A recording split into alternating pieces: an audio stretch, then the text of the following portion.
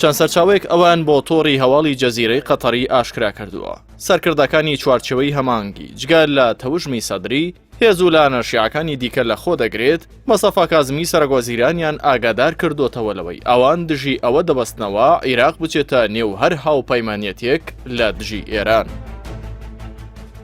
سەرچاوەکان دەڵێن ئەو سەرکردانە ئەویان بۆ کازمی ڕوون کردوتەوە کە حکوومەتەکەی کاربڕێکەرە و باپی پێناسەی یاسایی و دەستوری مافی ئەوەی نییە بچێتە نێو ڕێکەوتن نامە و هاوپەیمانەتی و پرۆتۆکۆڵ واژۆ بکات بۆیە جەختیان لەوە کردوتەوە هەرکارێکی لەو شێوەیە لە نێو هۆڵی پەرلەماندا دژایەتی دەکرێت.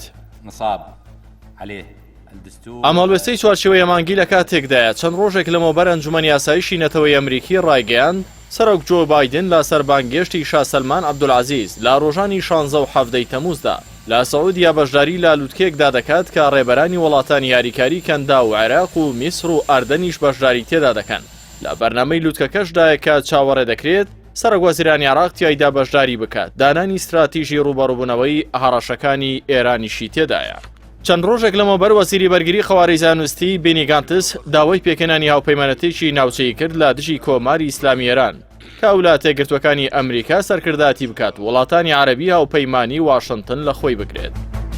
لەمبارەیەوە کەناڵی 12 تەلەڤیزیۆنی ئیسرائیلی هەفتەی ڕابردوو ئەوەی ئاشکرا کرد کە تەلەڤیڤ سیستمی ڕاداری لە ئیمارات و بەحرین جێگیر کردووە. ئەمەش هاوکات بوو لەگەڵ سەردانەکەی نەفتالی بینید سەرۆکوەزیرانی خەواری زانستی بۆ ئەبوزەبی و ئاماژە بوو بۆ تێکەڵبوونی وڵاتانە بەخواستی ئەو خەوارەیە بۆ فراوانکردنی ناوچەی مانۆڕەکان لە دژی ئێران کە زۆرێک لە چاودێرانی ناوچەکە باریاریکردن بە ئاگر ناوی دەبن و ئەم وڵاتانە خۆیان دەکەنە سوپەری پاراستن و فراوانکردنی بەرەی جەنگ با قازانجی ئیسرائیل لە کاتێکدا ئەو خەوارەیە ناتوانێت ئەوان بپارێزێت. سەرچاوامنیەکان دەڵێن دامەزراندنی ئەو سیستەمە ڕاداریە بۆ ئاگادارکردنەوەی پێشوەختەیە تا قاوارەی زایۆنیستی لە هەر هێرشێکی موشکی ئێران ئاگادار بکاتەوە کە کەناڵە زایۆنیستەکە ئەوەی ئاشکرا کردووە بوونی ئەم سیستەمە لە خستنە خوارەوەی ئەو فڕۆکە بێفڕۆکەوارانەی ئێران لە سەرخاکی عێراق کاریگەر بووە کە لە مانگی ڕابردوودا